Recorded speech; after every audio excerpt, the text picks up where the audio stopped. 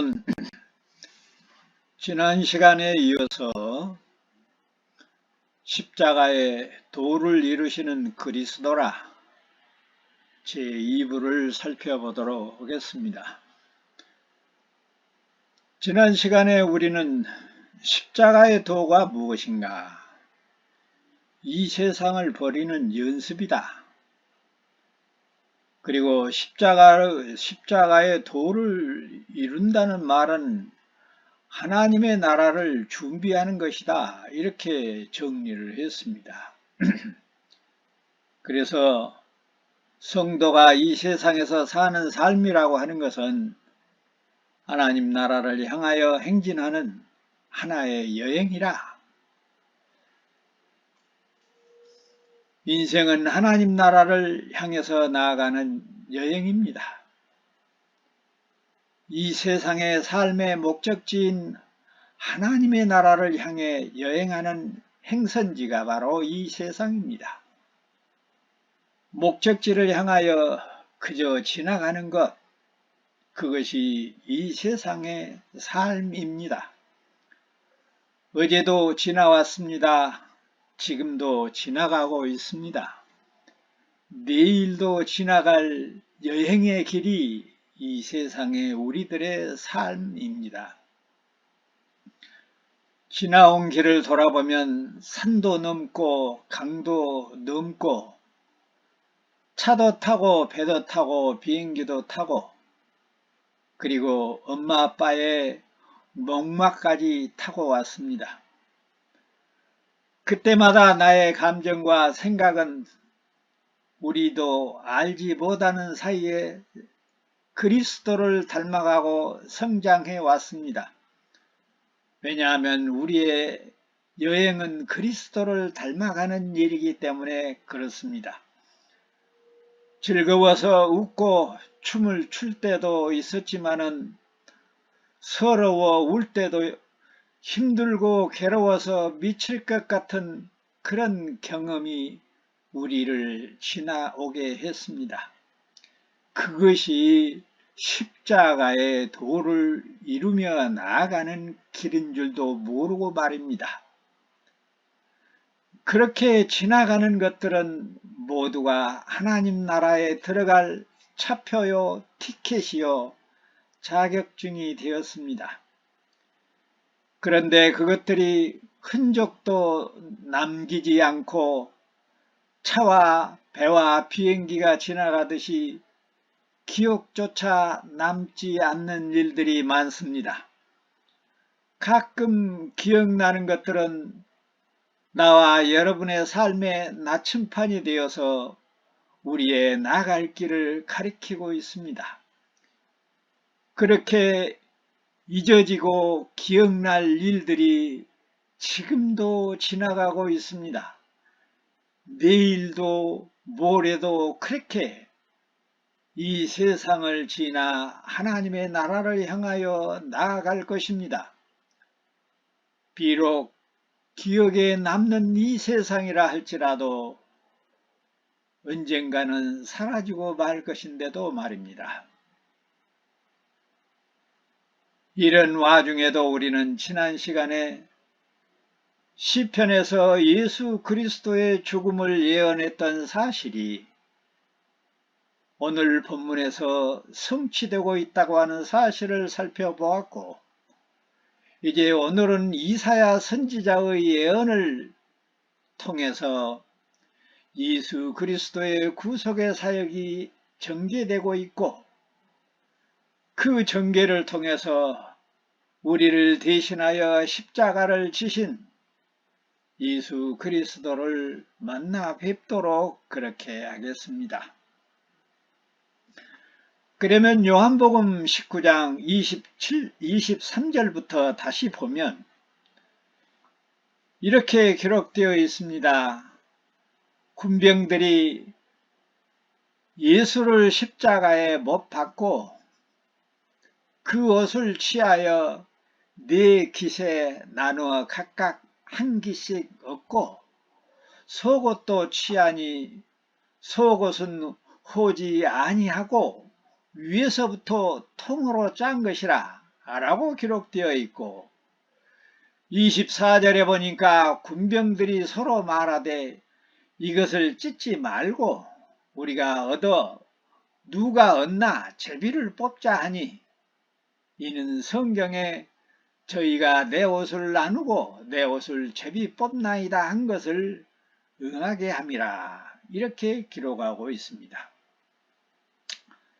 위에서 24절에서 이는 성경에 저희가 내 옷을 나누고 내 옷을 제비 뽑나이다 라고 기록한 것은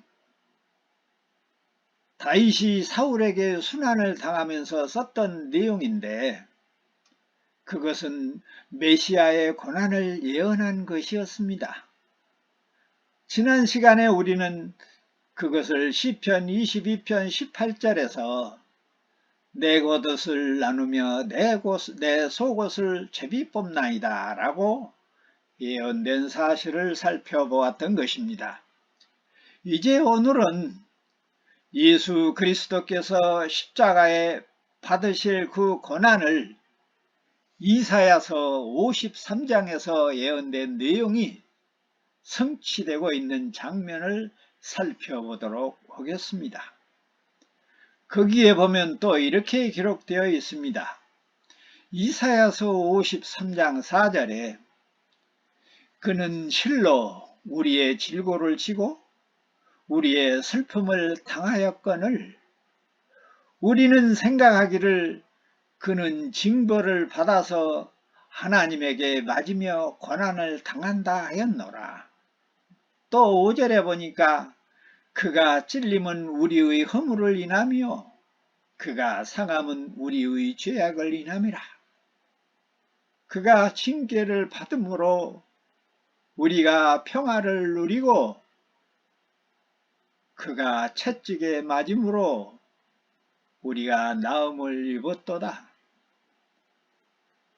6절에 보니 우리는 다 양 같아서 그릇 행하여 각기 제 길로 갔거늘 여호와께서는 우리 무리의 죄악을 그에게 담당시키셨도다.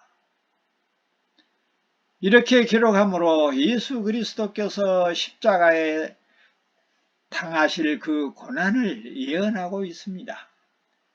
그리고 그 예언이 오늘 우리의 본문에서 성취되고 있다는 것입니다.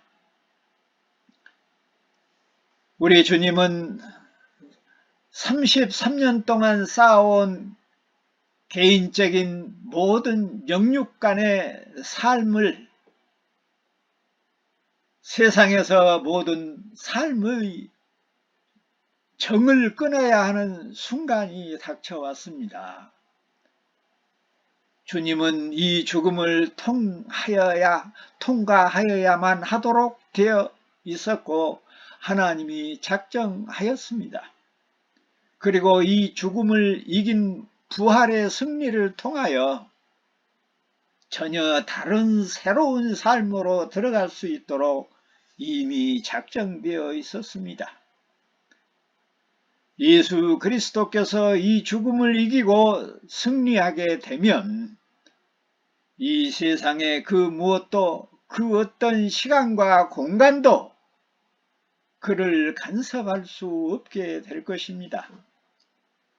예수 그리스도의 그러한 삶은 죄로 말미암아 죽었던 우리가 전혀 새로운 사람으로 변화된 것처럼 그런 모든 우리의 삶의 첫 열매가 될 것입니다. 그래서 주님이 우리의 머리 되심을 증거하게 될 것입니다.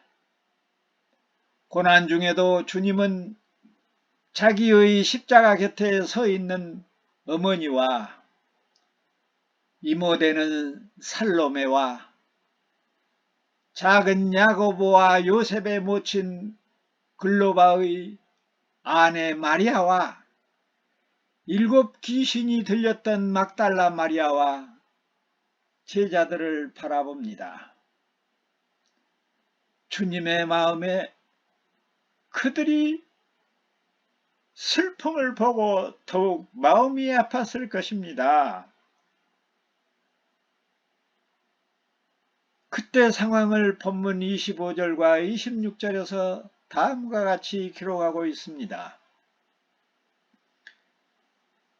25절에 보니까 예수님의 십자가 곁에는 그 모친 그리고 이모와 글로바의 아내 마리아와 막달라 마리아가 섰는지라 라고 기록하고 있고, 26절에 예수께서 그 모친과 사랑하시는 제자 곁에 서 있는 것을 보시고 그 모친께 말씀하시되 여자여 보소서 아들이니이다 라고 기록하고 있습니다. 부활로 새 삶이 시작되는 그때에는 예수님을 낳았던 마리아도 어머니와 아들의 관계로 만나는 것이 아니라 구세주와 구원받을 백성 중에 한 사람으로 만나게 될 것입니다. 예수님은 어머니와 아들의 그 관계를 이것으로 끝나는 것이 마리아에게는 얼마나 큰 슬픔인지 잘 알고 있었습니다. 왜냐하면 마리아는 아직도 예수님의 희생으로 새롭게 맺어질 차원 높은 관계를 이해하지 못하고 있었기 때문입니다. 그리하여 예수님은 그녀를 위로하고 마지막 작별 인사를 하면서 구세주로서 다시 만날 것을 약속하는 그런 뜻으로 다시 만날 그 관계로 여자여라고 부르고 있는 것입니다. 여기 26절에 우리말로 번역된 여자여라는 단어는 헬라어 원문에 보면은 그 뜻이 여성, 부인, 처녀, 유부녀, 과부, 아내 등의 다양한 뜻과 의미로 사용될 수 있도록 여성에 대한 높임말로서 귀나이라고 기록되어 있습니다. 이 귀나이는 우리요 귀요 귀나이는 여자여라는 뜻인데 본래 귀내라고 하는 혹격으로 귀나이라고 기록되어 있습니다. 귀나이, 여자여. 많은 주석가들이 자료를 살펴보면 이 부분을 여성을 부를 때 높임말이라고 해석을 합니다. 그 해석 자체가 틀린 것은 아니나 예수님도 그런 의미로 사용하고 있다는 것이지요. 그런데 제가 볼 때는요, 어머니와 아들 관계에서 어머니를 대할 때 헬라말로 메테르, 어머니라고 하는 그 어머니라고 부르는 것보다 더 다정하고 더 친밀하고 더 높임말은 없다고 생각해요. 어머니보다 더 다정하고 어머니보다 더 높임말이 세상에 어디 있습니까? 그러므로 여기서 예수님이 여자여라고 부르고 있는 것은 여성에 대한 높임말로 부르고 있는 것이 아니라 부활하신 후에 다시 만날 그때의 호칭을, 그때의 관계적인 호칭을 사용하고 있다는 것이 더 바르다고 생각합니다. 왜냐하면 예수 그리스도는 마리아의 아들로 살기 위해서 오신 그런 분이 아닙니다.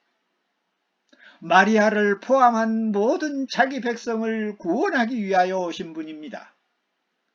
그리고 뒤에 보면요, 육신으로서의 아들 자리를 포기하고 옆에 서 있는 요한에게 아들의 자리를 양보하고 넘기고 있기 때문에 더더욱 그렇습니다. 그래서 25절로 27절을 다시 보면 예수님의 십자가 곁에는 그의 모친 이모와 글로바의 아내 마리아와 막달라 마리아가 섰는지라.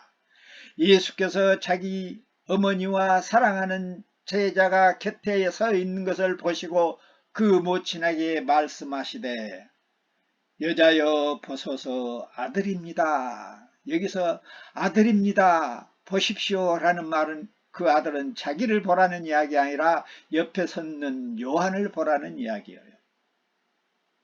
27절에 보니까 바로 그 제자에게 이르되 보라 내 어머니라 하신대 그때부터 그 제자가 자기 집으로 모시니라 이렇게 기록하므로 방금 우리의 해석이 다른 모든 주석가들의 해석보다 훨씬 더 바르고 정확한 것을 보증하고 있습니다.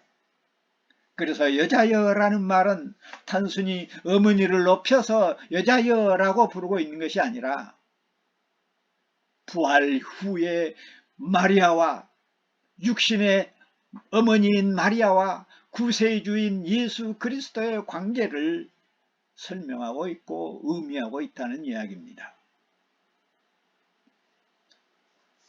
마리아와 요한의 새롭게 맺어진 이 관계는 예수 그리스도가 맺어준 관계입니다. 예수 그리스도의 사랑으로 말미암아 새롭게 맺어질 모든 성도의 관계를 나타내고 있기도 합니다. 모든 믿음의 부모 형제 관계를 증거하는 것이 마리아와 사도 요한의 관계를 새롭게 부모 자식의 관계로 사랑의 관계로 맺어주고 있다는 이야기입니다. 그러므로 우리는 믿음의 형제를 참으로 귀하게 여겨야 합니다. 우리가 경험하지만은 믿지 않는 부모 형제를 보면요. 세상에 그런 원수가 없어요. 그러나 그리스도 안에서 나누어진 사랑을 그 무엇으로 끊을 수 없는 관계인 이 성도와의 관계는 이웃 사촌보다 더 가깝고 일주일마다 한 번씩 보고 사흘 만에 한 번씩 보도록 하나님이 맺어준 피보다 진한 피의 관계입니다. 그런데도 오늘날 교회 안에서 서로 원수처럼 싸우고 있는 것은 그리스도로 맺어진 관계가 아니기 때문에 그런 겁니다. 오늘날 싸우고 있는 교회들이 이 비밀을 알았으면 좋겠어요. 주님은 자기의 주변에 있는 형제들을 챙기면서도 주님 자신은 점점 큰 고통과 괴로움 속으로 빠져들고 있었습니다. 그것은 모든 사람의 고난을 한 몸에 짊어지신 사랑의 증거였습니다. 이것이 그리스도인의 삶의 태도이기도 한 것입니다. 그런데도 우리 자신을 살펴보면 참으로 부끄럽기가 짝이 없습니다. 하나님이여, 우리에게도 예수 그리스도와 한몸된 성도와 성도 간의 희생과 봉사와 사랑이 더욱 뜨거워지게 하옵소서. 우리의 기도의 제목이 되시기를 바랍니다. 나나 여러분도 이 세상에 사는 동안에 수많은 관계들이 단절되는 경험을 하게 될 때가 많습니다. 더더욱 그런 관계들이 그리스도를 따르는데 거침돌이 되고 방해가 되는 관계들은 가차없이 미련 없이 목숨을 끊듯 절단해야 합니다. 우리들은 이런저런 수많은 모임도 많습니다. 전도를 하기 위해 필요하다고 생각할 수도 있겠습니다마는 그러나 세상적인 모임 때문에 전도가 되는 일은 없습니다. 모임에 따라다니다 보면 주의를 지키는 문제뿐만 아니라 하나님의 백성으로 사는데도 방해가 될 때가 많습니다. 그러므로 모임과도 목숨 걸고 그런 모임과는 목숨을 걸고 관계를 끊어야 할 것입니다. 왜냐하면 아무리 부모, 형제, 자식일지라도 그들과 함께 죄를 지을 수 없는 일이기 때문에 그렇습니다. 부모, 자식 간의 관계를 끊으면서까지 하나님의 뜻을 따라 십자가에서 고난을 차청하신 주님을 바라봅시다. 누가 우리의 부모고 누가 우리의 형제입니까? 주님의 말씀처럼 하나님의 뜻을 따라 사는 사람이 우리의 부모요, 우리의 형제요, 우리의 자식인 것입니다. 그리스도의 도가 무엇입니까? 십자가의 도가 무엇입니까? 사실상 이렇게 그 세상적인 모든 죄악과의 관계들을 하나하나 끊어내는 것이 바로 십자가의 도인 것입니다. 예수님은 십자가상에서 여러 시간 동안 고통을 당하셨습니다. 죄라는 것이 사실상 그렇게 고통스러운 것입니다. 우리가 낮에 했던 일이 거슬리면 밤에 잠을 이루지 못하고 괴로워하는 것처럼 그것이 죄의 상태요 결과입니다. 예수님은 이제 사람들에게 뿐만 아니라 하나님께도 버림을 받았습니다. 그 증거는 자기 자신이 하나님이셔요. 그런데 자기 자신이 자신을 포기하고 십자가에 버림으로 하나님께 버림받은 것입니다. 예수님은 십자가상에서 버림받은 자로서 처참하게 지옥의 고통을 경험하고 계시는 것입니다. 우리 대신 말입니다. 그 십자가상에 사실상 나와 여러분도 함께 있었는데도 우리는 그 고통을 피하지 못하고 있습니다. 예수 그리스도는 이제 완전히 홀로 되셨습니다. 나와 여러분도 이 세상에서 예수님처럼 홀로 될 수도 있습니다. 예수님의 고통을 덜어줄 사람은 아무도 없었습니다. 하늘도 땅도 지나가는 바람도 예수님의 고통을 덜어주거나 나누어 갖는 것은 아무것도 없었습니다. 그것이 죄에 대한 하나님의 심판이었습니다. 외롭고 외로움이, 괴롭고 괴로움이 이제 목이 메어 목이 타기 시작했습니다. 28절과 29절과 30절을 보면 그 후에 예수께서 모든 일이 이미 다 이루어진 줄 아시고 성경을 응하게 하사 이르시되 내가 목마르다 하시니 거기 신포도주가 가득히 담긴 그릇이 있는지라 사람들이 신포도주를 적신 해면을 우슬초에 메어 예수의 입에 대니 예수께서 신포도주를 받으신 후에 이르시되 다 이루었다 하시고 머리를 숙이시니 영원히 떠나가시니라. 이렇게 기록하고 있습니다. 누구를 위하여 종이 울렸습니까? 누구를 위하여 무엇을 다 이루었습니까? 누구를 위하여 머리를 숙이시고 누구를 위하여 영원히 떠나가셨습니까? 예수님은 우리의 모든 죄책 때문에 심장은 터질 지경이었습니다. 아, 이 목마름이 언제까지 계속될 것인가? 무자비한 희롱과 채찍과 그리고 모든 백성을 대신한 이 터질 것 같은 심장의 죄책에 불이 붙어서 우리 주님의 목을 더욱 마르게 했습니다.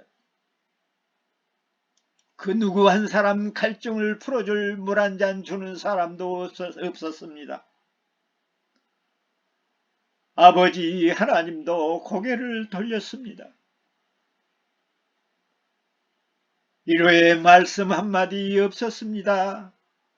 우리 주 예수 그리스도께서는 목말라 갈증을 느꼈던 이상으로 나와 여러분의 영혼에 하나님과의 교제를 갈망하고 계셨을 것입니다. 그러나 우리 죄를 대신하여 주님은 하나님께로부터 철저하게 버림과 저주를 받았습니다. 그렇게 힘들고 어려운 고통을 홀로 당하셨고 그렇게 고개를 숙이셨고 운명하셨습니다. 사랑하는 광주 요나 교우 여러분, 그리고 이 방송을 듣는 청취자 여러분, 만일 나와 여러분에게 풍족한 물이 있다면 그것은 우리 주 예수 그리스도께서 당하신 목마른 갈증의 대가임을 알아야 할 것입니다. 사랑하는 성도 여러분, 만일 우리가 풍성한 은혜와 사랑과 평안과 위로를 누리고 있다면 그것은 예수 그리스도께서 당하신 저주와 철저한 버림받음의 대가인 것을 분명히 알아야 한다는 이야기입니다. 그러나 혹시라도 주님처럼 철저한 고통과 궁핍과 고난 중에 있습니까? 그렇다면 그럴수록 홀로 당하신 예수 그리스도 우리 주님을 생각하면서 그 고난에 동참하시면서 이겨내시고 우리 안에 와 계신 주님을 의지하고 그리스도를 구하시기를 바랍니다. 결단코 세속적인 평안과 성공과 위로를 소망해서는 안 됩니다. 우리가 세상에서 소망하고 바라고 노력하고 목적하는 것은 더 큰 목적 하나님의 나라를 위한 것이지 눈에 보이는 이 세상의 모든 우리의 목적은 그것이 다가 아니라는 것입니다. 목숨을 주님처럼 버리는 일이 있더라도 주님처럼 세상의 즐거움 다 버리고 하나님의 뜻을 구하고 의지하는 은혜가 나와 여러분에게 임하시기를 진심으로 바라는 것입니다. 오늘 본문 29절에 보니 목마르다고 하신 예수님께서 신포도주를 우슬초에 묻혀 예수님의 입에 대니 예수님께서 신포도주를 받으시고 다 이루었다고 말씀하고 고개를 숙이시니 영혼이 떠나갔다고 말씀하고 계십니다.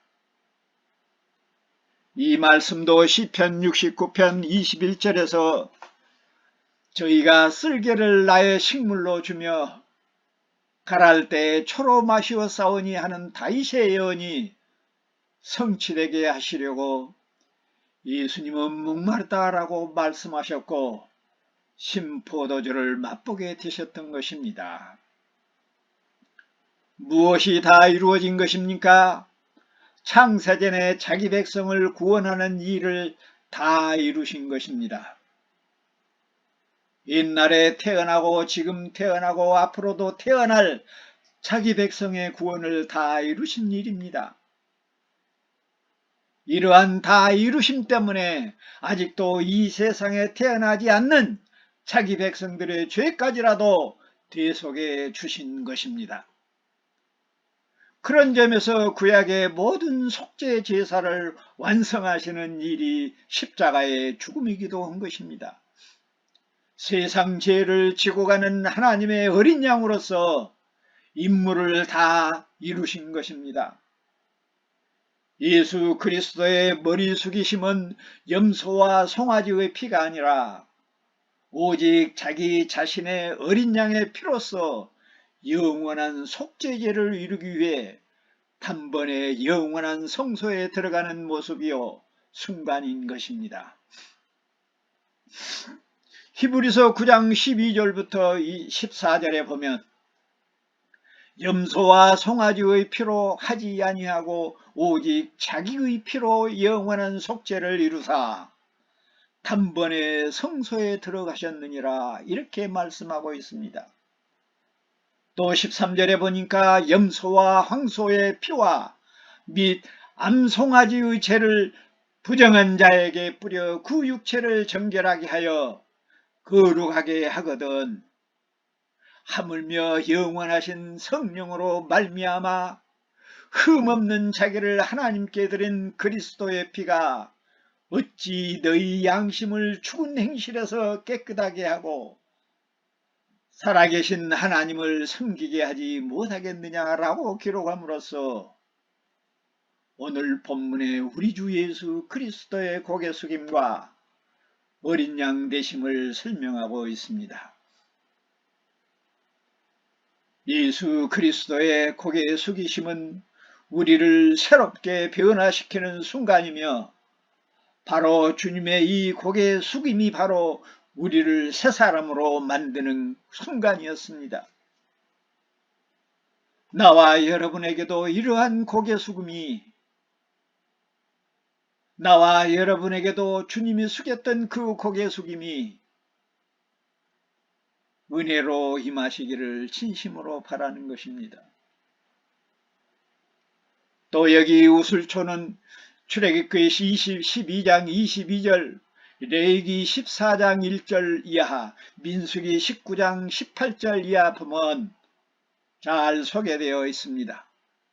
갈대와 비슷하게 생긴 식물인데 6월달에 어린 양을 잡을 때 문둥병자나 나환변자를 정결할 때 또 부정하게 되었을 때 피나 물을 우슬초에 묻혀서 뿌림으로 속죄와 구원의 상징으로 정결케 하는 도구로 사용한 식물이기도 하였습니다. 그러므로 우슬초를 사용하여 신 포도주를 예수님의 입에 대주고 있는 것은 예수 그리스도의 구속 사역이 다 이루어지고 있음을 암시하고 있는 것입니다. 이제는 우슬초가 되신 예수 그리스도께서 우리의 심령에 자신의 피를 뿌리셨습니다. 그리고 친히 우리 안에 와 계십니다. 우슬초의 이 피뿌림은 피뿌림의 은혜가 이제는 우리의 모두에게 임하여 우리의 죄가 속죄함을 입었습니다. 그리고 그분 우슬초로 오신 예수 그리스도를 우리는 아빠, 아버지라고 부르고 있습니다. 이 놀라운 양자됨의 은혜가 나와 여러분뿐만 아니라 사랑하는 우리의 부모, 형제와 남편과 아내와 자녀들과 자손 대대로 임하기를 성부와 성자와 성령의 이름으로 축원합니다. 아멘.